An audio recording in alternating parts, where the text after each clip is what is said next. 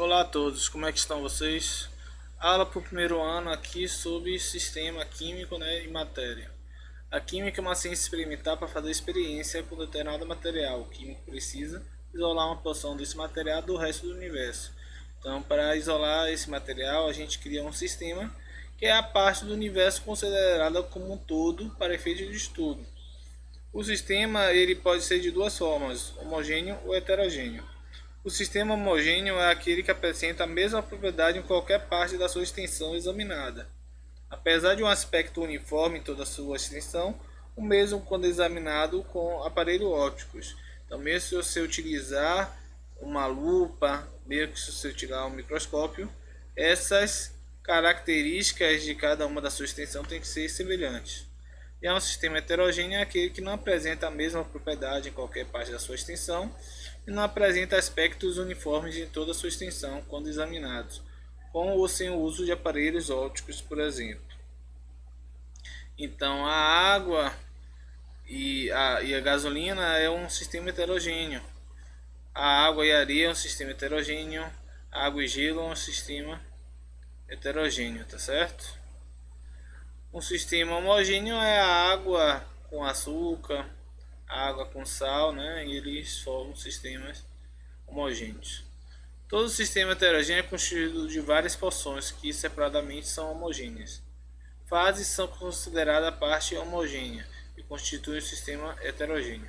Pela definição de fases, conclui-se que todo sistema homogêneo é monofásico, isto é, constituído de uma fase única. E todo sistema heterogêneo é polifásico, ele possui duas ou mais fases. De acordo com o número de fases, o sistema heterogêneo pode ser bifásico, que tem duas fases, trifásicos, possui três fases, ou tetrafásico, que possui quatro fases, e outros. O termo sistema monofásico é usado como sinônimo de homogêneo. Então, toda vez que a gente utilizar monofásico, é homogêneo. A matéria é todo sistema que possui massa e ocupa lugar e espaço. Então, um exemplo disso são o vidro, madeira, borracha, o ar. Quando a energia térmica, essa não possui massa nem ocupa lugar no espaço. Então, o calor, a luz não é uma matéria. Então, não é energia eletromagnética, não chega a ser matéria. Então, não podemos considerar como matéria. Matéria é formada por substâncias que na maioria das vezes são moléculas e estas pelas unidades fundamentais que são os átomos. Existem materiais diferentes, pois as substâncias que formam são diferentes. Então, cada matéria é diferente da outra porque é formada por átomos diferentes. O corpo é uma porção limitada da matéria. O objeto é um corpo que se apresenta com finalidade determinada. E a química é qualquer espécie de matéria formada por átomos de elementos específicos em proporções definidas. Cada substância possui um conjunto definido de propriedades de composição química. As partículas são formadoras da substância, podendo ser chamadas de íon, átomo, molécula, entre outros. Propriedade geral da matéria, elas possuem a massa, que é a quantidade de matéria que forma o corpo, extensão, corresponde ao espaço ocupado, ao volume e à dimensão do corpo. Impenetrabilidade corresponde à impossibilidade dos corpos ocuparem o mesmo lugar no espaço ao mesmo tempo. Compressibilidade é a capacidade de reduzir o volume do corpo quando submetido a uma compressão. Elasticidade é a capacidade de dois corpos sólidos apresentarem de retornarem à forma inicial quando deixados de atuar a força sobre eles, uma força que promove uma deformação, uma distorção. Divisibilidade é a qualidade dos corpos apresentarem ou poderem ser divididos em porções cada vez menores, sem alterarem sua constituição. A inércia é a capacidade que o corpo apresenta de não poder por si só modificar sua condição de movimento ou de repouso. Então é necessária uma força externa para que ele saia do repouso ou do movimento. Então as propriedades específicas da matéria são as que são para determinada matéria, elas possuem propriedades diferentes, cada uma delas, tá certo? Então as propriedades físicas são propriedades que caracterizam individualmente uma substância sem que haja alteração na composição dela. Por exemplo, temperatura de fusão, por exemplo, da água é 0 graus Celsius. temperatura de ebulição da água é 100 graus Celsius, a densidade da água é 1 grama por mililitro, solubilidade, calor específico, entre outros. O calor específico da água é 1 cal. Propriedades químicas são propriedades que caracterizam individualmente uma substância por meio da alteração da composição dessa substância. Exemplo, decomposição térmica do carbonato de cálcio, originando o gás carbônico, e óxido de cálcio, oxidação do ferro, originando a ferrugem. Então, cada elemento químico, cada substância química vai ter propriedades específicas, né? Que vão até dar seus nortes, suas características químicas. E as propriedades organolépticas são aquelas que impressionam um dos 5 sentidos. Pode ser o olfato, a visão, o tato, a audição, o paladar. Por exemplo, a cor, o sabor, o odor e o brilho. Então, essas são as propriedades organolépticas, tá certo? Então, a propriedade funcional da matéria é a propriedade que permite agrupar substâncias por determinadas propriedades químicas. Por exemplo, ácidos diarrênicos são substâncias que, em contatos com metais alcalinos e alcalinos terrosos, produzem sais e gás de hidrogênio. Compostos fenólicos são neutralizados por bases fortes, produzindo fenolatos de água. Então, cada tipo de grupo de substâncias químicas tem propriedades específicas.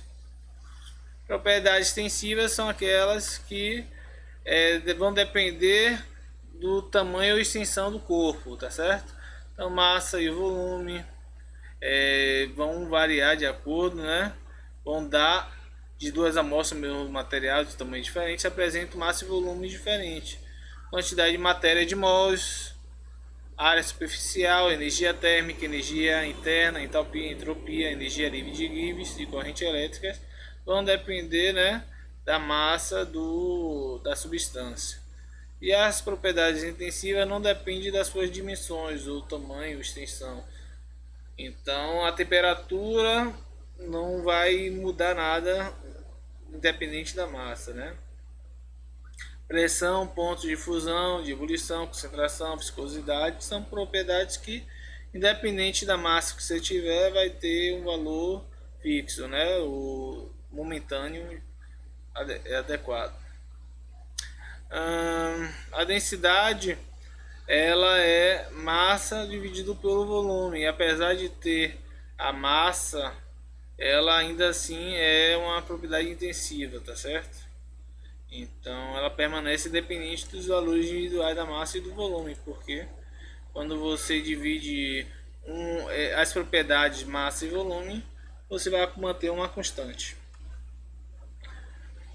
Estados físicos da matéria, os sólidos eles são bem agregados, bem juntos e bem firmes, né?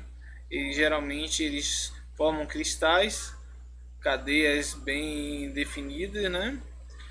E os líquidos eles estão próximos de si, estão agrupados, mas eles não estão tão próximos quanto no estado sólido.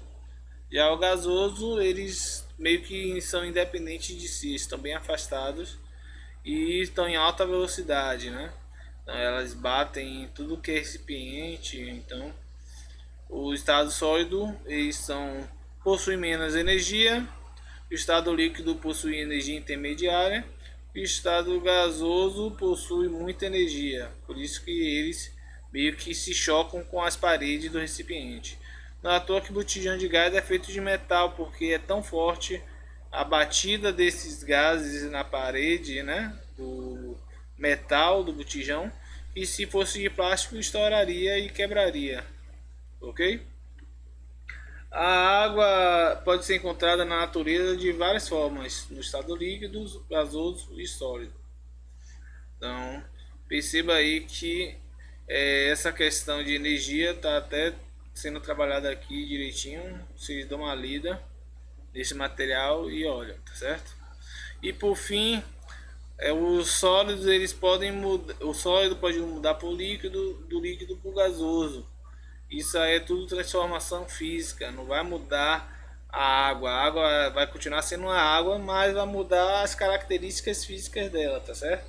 Então o sólido O líquido é fusão, do líquido para gasoso, vaporização, gasoso por líquido, liquefação, condensação, líquido por sólido, solidificação.